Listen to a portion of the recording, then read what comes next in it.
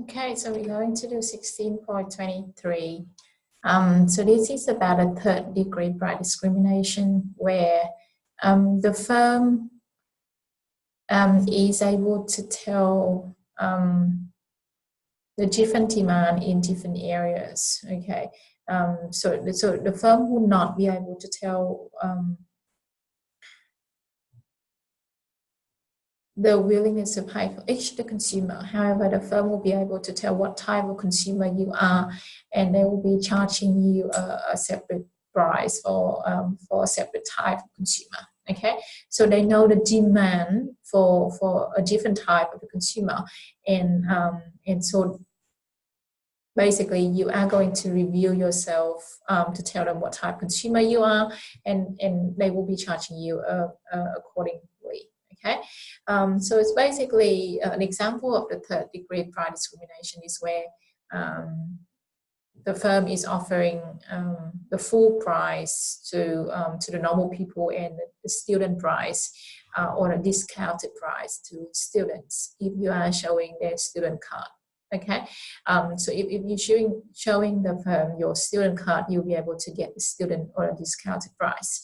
And so by asking you to show your student card, it's basically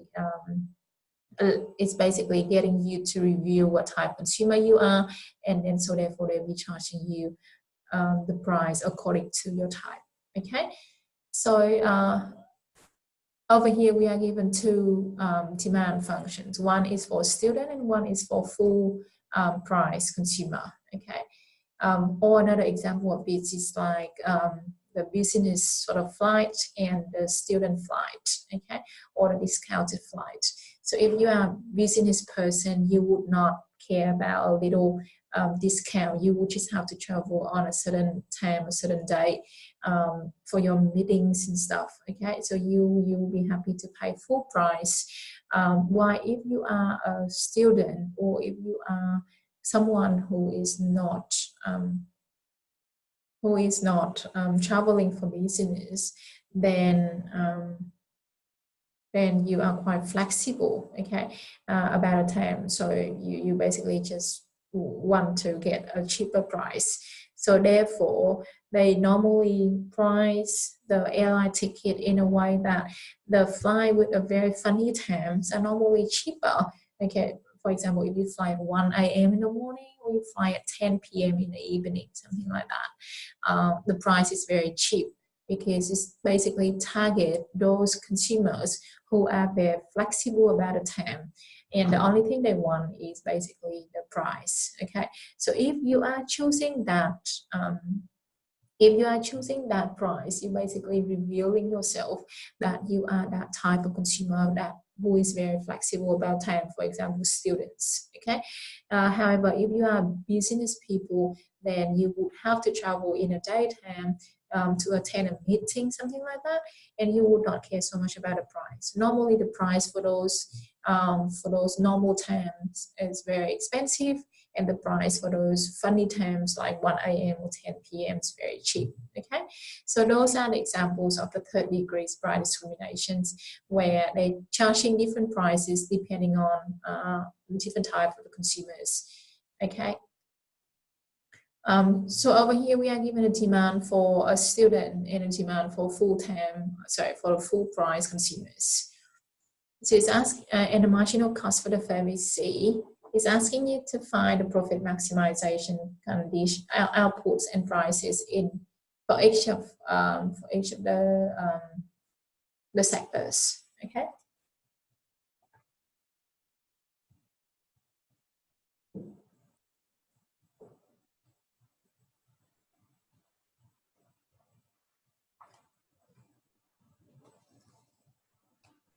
Okay, so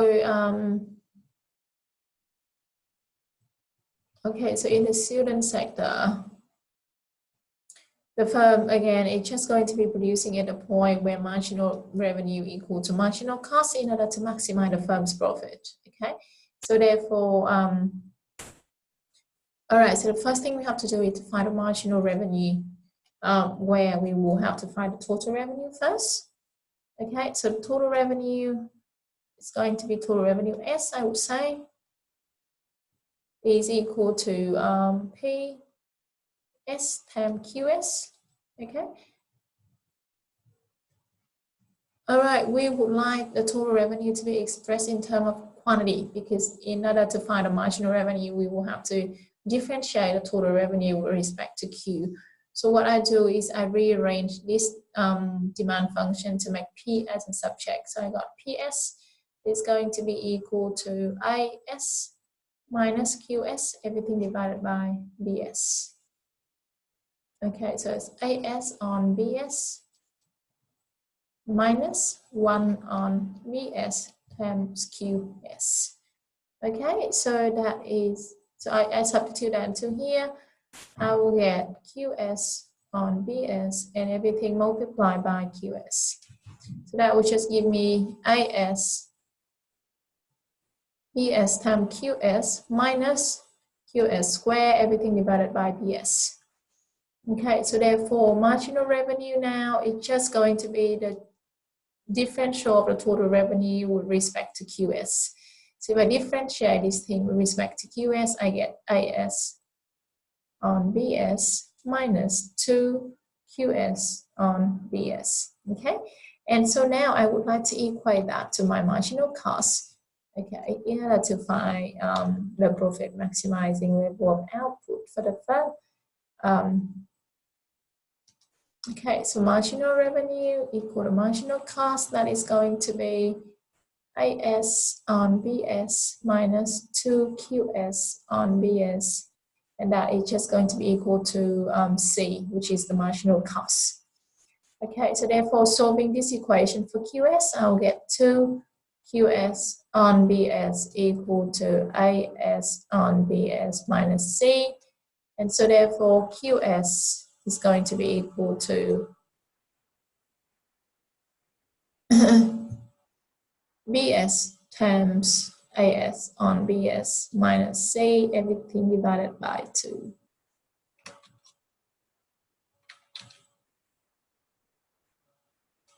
Okay, so BS over here will cancel with BS here.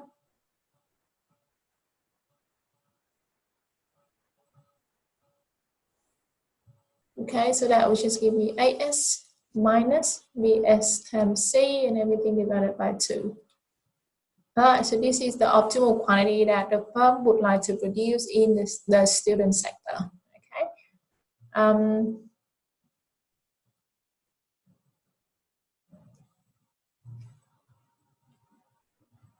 Okay, so the firm's profit is just going to be so after finding the quantity, we should be able to find the price that the firm is going to charge in the student sector, which is PS star. Okay, so if I sub QS star into the demand function that I got earlier over here, I will get PS star equal to IS on BS minus 1 on BS times QS star, which is IS minus PSC, everything divided by 2. Okay, so if I simplify, so if I expand the brackets first, I get IS on BS minus, now this is going to give me half of IS on BS, and minus become plus, half of 1 on BS times C on 2, that will just give me C on 2. So half of C. Okay, so AS on BS minus half of AS on BS will give me half AS on BS plus half of C. So that is just half of AS on BS plus C. Okay, so that is the price the firm is going to charge. So now I should be able to find the profit for the firm in the student sector, which is the total revenue minus total cost. Okay, so in this case again, okay, minus total cost. Now total revenue is just the price times the quantity. Total revenue, again, because we have a constant marginal cost, which is equal to C, therefore the total cost could be calculated as marginal cost multiplied by the total quantity. Okay. Again, this is only true if marginal cost is constant, which is the case here. Okay. So I got PS, which is minus marginal cost and everything multiplied by QS star. Now PS is half of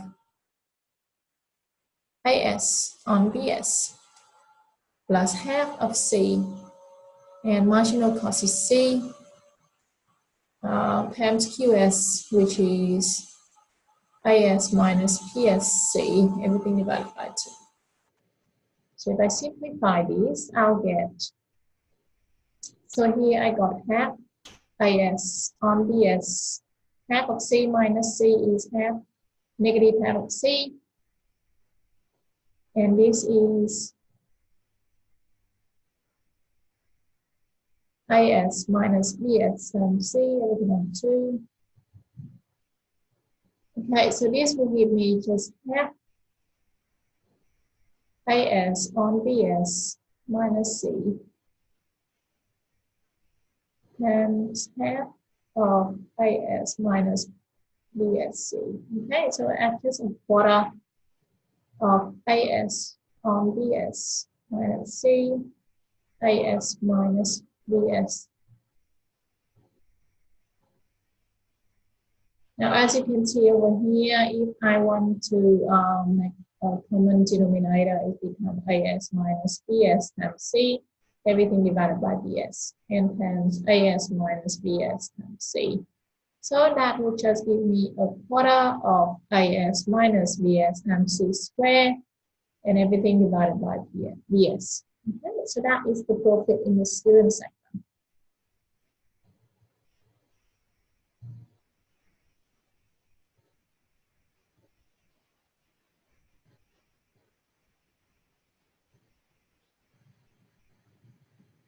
Okay, now as you can see, this is just going to be exactly the same thing. Okay, instead of S, we just have F over here to represent the full price consumers, but everything else is just the same, is having the same value. Sorry, it's having the same letter A, same letter B, even though the values are going to be different from AS and BS. Okay, however, in the general form, as you can see, having exactly the same form.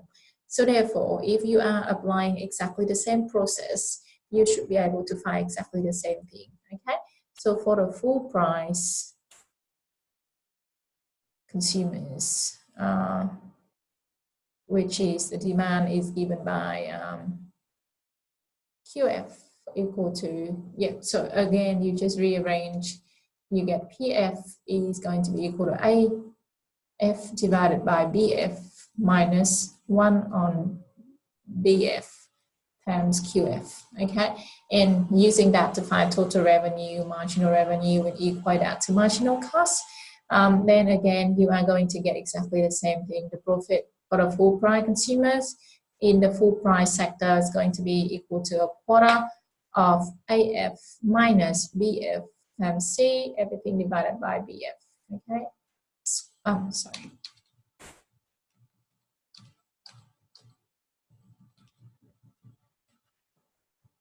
AF minus BF C square, everything divided by BF.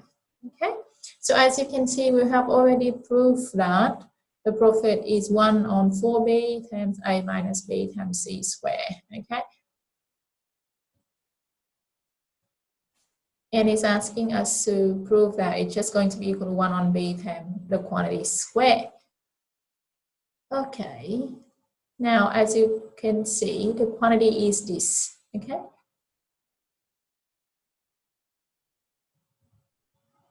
Okay, so therefore we confirm that the profit in exhibitor sector is 1 on 4B, okay, A minus BC squared. Now, we have, as the quantity is equal to A, we can make it this, A minus B times C on 2. Okay, so half of A minus B times C. So therefore, A minus B times C is just going to be equal to 2 of the profit. So if we substitute that back into, profit function, then we get 1 on 4B. A minus B on C is just 2Q star square. Okay, so this thing over here is just equal to Q star.